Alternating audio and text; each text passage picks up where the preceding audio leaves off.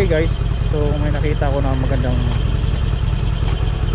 area kung saan tayo makagawa ng review. A few moments later. Much later. Hello guys, so good afternoon. So as promised, we will be reviewing my 2020 Iron883 on this very beautiful countryside. Windy.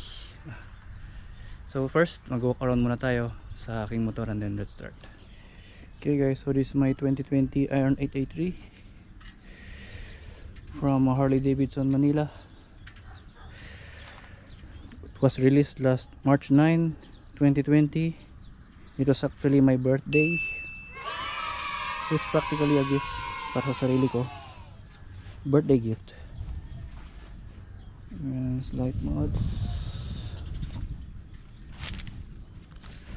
It's my YouTube channel, my helmet. Okay guys, so ito yung reason kaya pinili ko tong bike na to. So first, she's very simple, basic, customizable till your heart's content, yet very elegant. So this Iron883 is stripped down and black out metal. As you can see, the low handlebars, low seat height. She's a very heavy mean machine na madalas malambing. So the question is, am I a Harley lover? Definitely yes. But am I a chrome lover? Big no. That's why I chose this black denim beauty. I love it, no regrets. Medyo rubber style siya with its solo seat. And for me, this is I think she's a starter Harley. Oh, come on. And by the way, I'm just a newbie rider. I'm a rookie rider. And those sa mga mahilig mag customize dyan, and to those sa big time players dyan, you will love the potential of this bike, big bike, as your project bike, since sobrang dami mong pwedeng gawin dito. And competition wise, comparable siya sa Yamaha Bolt, and sa Honda naman is comparable siya sa Honda Rebel 500 for me, in my opinion. Yun lang yung mga cruisers sa Pilipinas na medyo kahawig na nalalapit sa kanya, including yung Kawasaki Vulcan. Okay guys, so this bike cost more than the said bikes, but this looks much better and performs much better. About naman sa price, so let's talk about that later on. We're going to the specs. So this baby, yung engine niya is air-cooled Evolution V-twin. As you can see, 2 valves, cylinder. So wala siyang radiator guys. Mainit siya pagka traffic, lalo na pagka di ko maandar. Air-cooled siya, so mas maganda na tumatakbo siya. Then displacement niya is 883, so yung model niya is Iron883. So marami nagtatanong sa akin, so boss, ilang cc yan, ilang power yan? Madalas mali yung tanong, so itama natin yan. Ang tamang tanong dapat is ilang cc. Magkaiba kasi yung displacement, di ba rin yung sa power. And then yung torque is 53.8 at 3,750 rpm. Ang transmission niya is 5 speed. Then yung front suspension is 39mm fork, 3.6 inch travel, so forward. Then sa rear naman is preload adjustable shocks, 1 to 6 inch travel. Ayan. So sa rear tire naman niya is 150 80 16 inch. Then sa front tire is 190 19 inch. So check natin yung hand ko for our reference lang. Let's see. So ito siya, ito yung hand ko. Yan, for our reference lang. Then let's go to the back.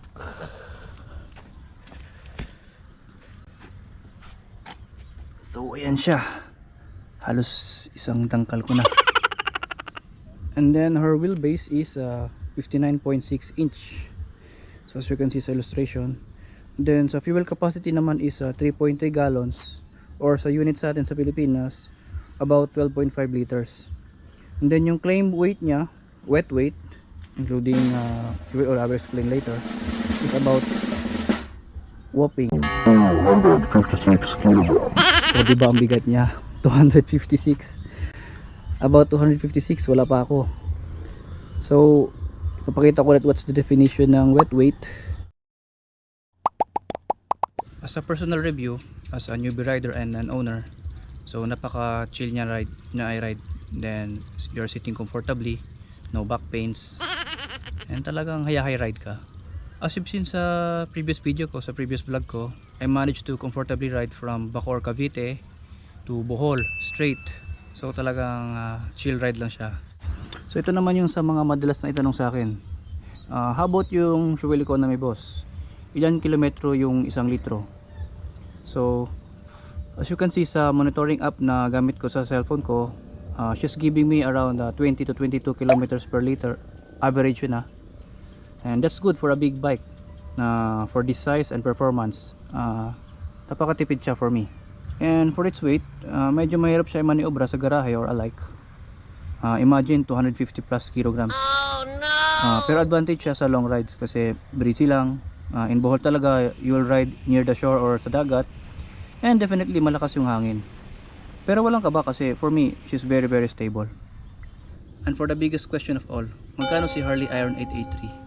So straight answer, she's 700k cash. Actually marami ng models yung Harley Davidson for Philippine market. Meron silang street 500 na around 360k plus lang. So ipapakita ko ngayon yung mga additionals ko sa motor ko. She's still 100% stock, may mga additional lang ako. And mostly sa online ko lang siya nakuha sa... As you can see, pure stock siya.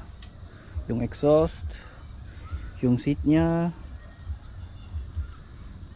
ito yung kanyang headlight, all stock. Not yet available pa kasi sa online mga shops yung mga accessories for the 2020 model, kasi yung for 2019 model mostly hindi siya nag-fit sa 2020 model. And number 1 on my list na papalitan ko is yung exhaust. These guys, dalawa sila. Pero for now kasi crisis and ayoko munang magkaroon ng maraming kaaway dahil sa ingay. Okay naman yung stock exhaust. Can we do a sound check? So as you can see, keyless na siya. Wala na siyang susi. Yung susi dito is for para lang sa sa manubela for security, para di siya magalaw-galaw pagka nilak mo siya. So let's hear about her rumble.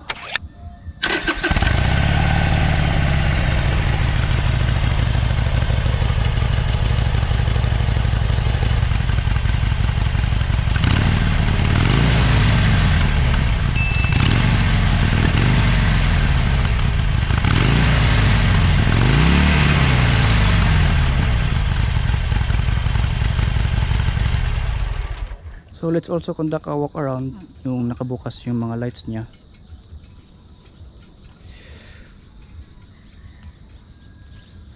Okay, so ganyan yung lights niya. Then yung headlight, so isa pa yan napapalitan ko. And then meron din siyang hazard, so you can see ano yung magiging itsura niya pag nag-hazard tayo. Tsaka pag yung turn signals, kung saan yung lights ko sa rear, doon na rin yung turn signals. Yeah, sa front. Okay guys, so that's it. That's my 2020 Harley Iron883. So thanks for watching and ride safe.